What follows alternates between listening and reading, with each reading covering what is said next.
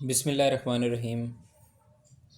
ये functional analysis जो हमारे पास इंट्रोडक्टरी फ़ंक्शनल एनालिसिस की बुक है, उसके रिलेटेड हम ये एक वीडियो बना रहे हैं जिसमें हम जो है डिस्क्रीट मीट्रिक स्पेस जो है इसको अब हम देखेंगे। पहले इसकी डेफिनेशन क्या है, फिर हम इसको प्रूफ करेंगे। प्रूफ से पहले मैं एक मरतबा एक बात बताना चाहता हूँ मेरा भाई, कि कोई भी स्पेस, कोई भी हमारे पास नॉन एम्प्टी सेट एक्स, उसके ऊपर कोई और डिस्टेंस फंक्शन डिफाइंड हो या ना हो, उसके ऊपर कोई और मीट्रिक डिफाइंड हो ना हो, एक मीट्रिक ऐसा ज़रूर है जो हमेशा डिफाइंड हो सकता है हर नॉन एम्प्टी सेट एक्स के ऊपर, और वो है metric space, discrete metric space. अब ये क्या है? इसकी कुछ डेफिनेशन ये है कि हम स्पेस में से, मार्कर चेंज कर लें, हम स्पेस में से अपनी एक्स जो स्पेस है उसमें से दो पॉइंट लेते हैं। इसकी डेफिनेशन कुछ यूँ की गई है कि इसका आंसर आता है 1 कब, जब एक्स और वाई दोनों इक्वल नहीं है, और इसका आंसर आता है 0 जब एक्स और वाई इक्वल है। ठीक है जी। और ये किसी भी सेट एक्स के ऊपर डिफाइंड है। ओके। अब मेरा भाई, मुझे इसको प्रूव करना है कि वाकई ही ये मीट्रिक स्पेस की तमाम एक्सियम को फुलफ़िल करती है। तो मीट्रिक स्पेस की टोटल 4 हमारे पास एक्सियम्स हैं।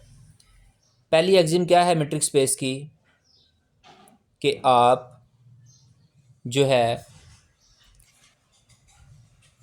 डिस्टेंस फंक्शन जो आपने डिफाइंड किया हुआ है वो नॉन नेगेटिव होना चाहिए, या तो डिस्टेंस ज़ीरो होना चाहिए या ज़ीरो से बड़ा होना चाहिए। तो हमारी इस डेफिनेशन, अबव डेफिनेशन के मुताबिक जो दिया गया ये हमने एक्सियम लिखा है, क्या ये फुलफ़िल होता है? तो ये ऑब्वियसली फुलफ़िल होता है। ये ट्रिवियल केस है। कैसे भला? देखिए, हमारे पास दो ही तो चीज़ें हैं, या हमारे पास आंसर क्या है, या हमारे पास डिस्टेंस क्या है 1 है, या फिर डिस्टेंस क्या है 0 है। नेगेटिव केस तो है ही नहीं। तो कोलेक्टिवली जो हमारी फर्स्ट एक्सियम है वो फुलफ़िल हो रही है। क्या है वो? कि डिस्टेंस जो है वो नॉन नेगेटिव है। ठीक होगी बात जी। M2 क्या है, जिसको हम नल कंडीशन भी बोलते हैं, कि डिस्टेंस ज़ीरो होगा सिर्फ़ और सिर्फ इस बुनियाद के ऊपर कि वो दोनों पॉइंट्स भी इक्वल हों। डिस्टेंस इज़ ज़ीरो सिर्फ और सिर्फ if and only if x और वाई क्या हैं, बराबर है। क्या एक्स और वाई बराबर होने की सूरत में डिस्टेंस वाकई ही ज़ीरो है हमारी डेफिनेशन के मुताबिक भी? तो आप चेक कर लें, अगर दोनों पॉइंट्स बराबर हों तो डिस्टेंस ज़ीरो होता है।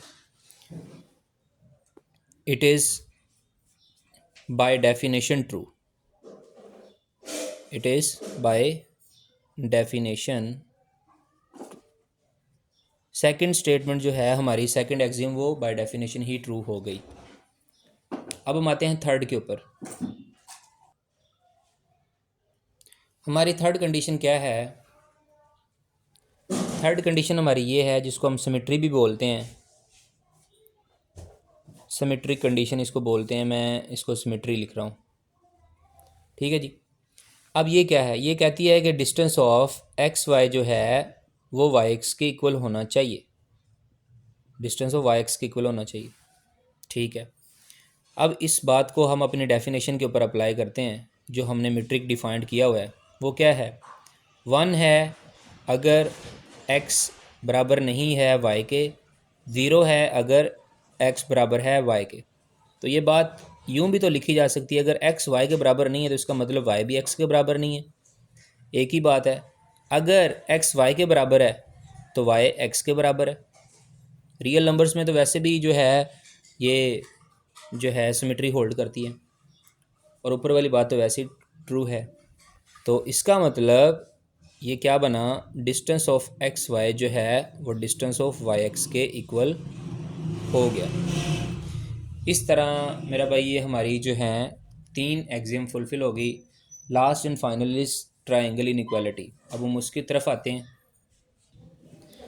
अब ये ट्रायंगल इनइक्वालिटी हमें क्या कहती है कि आपने अब 2 पॉइंट्स की बजाय 3 पॉइंट्स लिए, एक तीसरा पॉइंट भी इंसर्ट कर दिया, ये हमारे पास स्पेस एक्स है, उससे ये तीनों पॉइंट्स आ रहे हैं, सच दैट कि जो डिस्टेंस है एक्स वाई के दरमियान वो लेस इक्वल है distance of Y G plus distance of G X. ठीक है जी, ओके। अब इस बात को हमने साबित करना है। साबित अब किस तरह करते हैं, हमारे पास 3-4 केसेस बनेंगे। केस नंबर 1 क्या है? केस नंबर 1 ये है कि एक्स वाई और जी तीनों इक्वल हों। एक्स वाई जी क्या हैं? तीनों इक्वल है। अगर एक्स वाई जी तीनों इक्वल हैं तो हमें इस चीज़ का पता है, हम ऐसे ही रहे, लिखेंगे ऐसे ही एक्स वाई वाई जी एक्स। डेफिनेशन हम अपनी वैसे ही रखेंगे। हमें बस ये पता है कि चूँकि एक्स और वाई दोनों सेम है, वाई और जी दोनों सेम है, जी और एक्स दोनों सेम है, तो अगर कोई 2 पॉइंट सेम हो तो हमें पता है उनकी डेफिनेशन क्या है, उनका जो डिस्टेंस होता है वो ज़ीरो होता है। तो यहाँ पर ये लेस इक्वल का मतलब यही होता है ना कि या तो इक्वलिटी होल्ड करेगी या फिर इनइक्वालिटी होल्ड करेगी। ठीक है, तो यहाँ पर इक्वलिटी होल्ड कर देगी। क्या? एक्स वाई दोनों इक्वल हैं तो डिस्टेंस ज़ीरो है, वाई जी दोनों इक्वल हैं तो डिस्टेंस ज़ीरो है, जी एक्स दोनों इक्वल हैं तो डिस्टेंस ज़ीरो है। इसका मतलब क्या है? केस नंबर 1 जो था उसमें हमारे पास तीनों इक्वल थे, तो ये बात क्या आ गई? ट्रू आ गई। केस नंबर 1 है जी ट्रू। अब हम आते हैं केस नंबर 2 के ऊपर। केस नंबर 2 हमें क्या कहता है? केस नंबर 2 में ये है कि अगर आपके पास तीनों ही डिफरेंट हो, मतलब ना एक्स वाई की इक्वल है, ना वाई जी की इक्वल है, ना एक्स जी की इक्वल है, तीनों ही डिफरेंट है। अगर तीनों डिफरेंट हों, इस बात को ध्यान में रखिएगा, इसको हम इक्वेशन नंबर 1 का नाम दे देते हैं। मैं बार बार इसको नहीं लिखूँगा, अब हम डायरेक्ट इसमें डिस्टेंस की वैल्यूज़ पुट करते हैं। अगर तो तीनों जो हैं वो इक्वल नहीं हैं, ठीक है, अगर तीनों इक्वल नहीं है इसका मतलब क्या है मेरा भाई कि डिस्टेंस 1 होगा, क्योंकि एक्स और वाई 2 पॉइंट्स अगर इक्वल ना हो तो उनका डिस्टेंस 1 है। हमने डिस्क्रीट मीट्रिक स्पेस में ये डिफाइन किया हुआ है। इसका मतलब डी ऑफ एक्स वाई इसका answer 1 lesser equal D of Y G इसका answer 1 plus D of G X इसका आंसर 1। तो यहाँ पर इनइक्वालिटी होल्ड कर जाएगी कि 1 जो है वो ग्रेटर है ट्रू से। ये बात भी ट्रू हो गई। 2 केसेस में हमारी ट्रायंगल इनइक्वालिटी जो है वो हमने साबित कर दी कि वो ट्रू है। अब हम आते हैं केस नंबर 3 के ऊपर।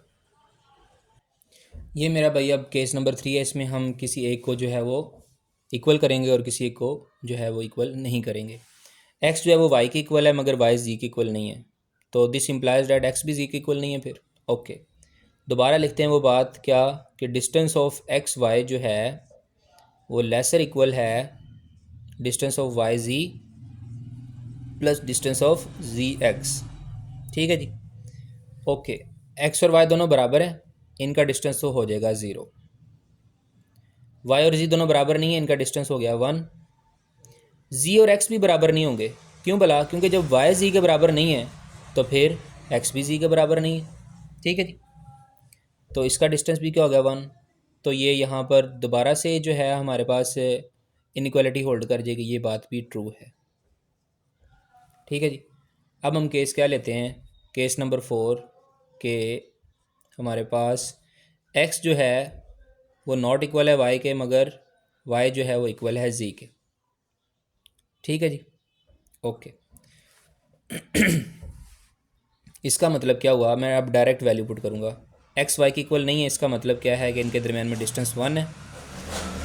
वाई जी के इक्वल है, इसका मतलब इनके दरमियान में डिस्टेंस 0 है। जी और एक्स के बारे में क्या ख्याल है आपका? जी और एक्स के बारे में, एक्स वाई की इक्वल नहीं है, ठीक है, उनका डिस्टेंस 1 हो गया। वाई जी की इक्वल है, ठीक है, उनका डिस्टेंस 0 हो गया। जब एक्स वाई की इक्वल नहीं है और वाई जी की इक्वल, इसका मतलब एक्स जी की इक्वल भी नहीं है, तो यहाँ पर क्या आ जाएगा? इनका डिस्टेंस 1 आ जाएगा। तो यहाँ पर अगेन जो है हमारे पास इक्वलिटी होल्ड कर जाएगी। It is true. तो इन 4 की 4 कंडीशन में हमने ये देखा कि ट्राइंगल इनक्वालिटी जो है वो फुलफिल हो रही है, वो एक्सियम ट्राइंगल इनक्वालिटी वाला फुलफिल हो रहा है। This means any non-empty set x with this distance function is a metric space। ये क्या है, एक metric space है। ठीक है जी, तो ये थी हमारी डिस्क्रीट मेट्रिक स्पेस से रिलेटेड वीडियो। आई होप कि ये आपको समझ आया होगा। प्लीज़ मुझे सपोर्ट करें, मेरे चैनल को सब्सक्राइब करें और इस वीडियो को ज़्यादा से ज़्यादा शेयर करें। Thank you so much. अल्लाह हाफिज़।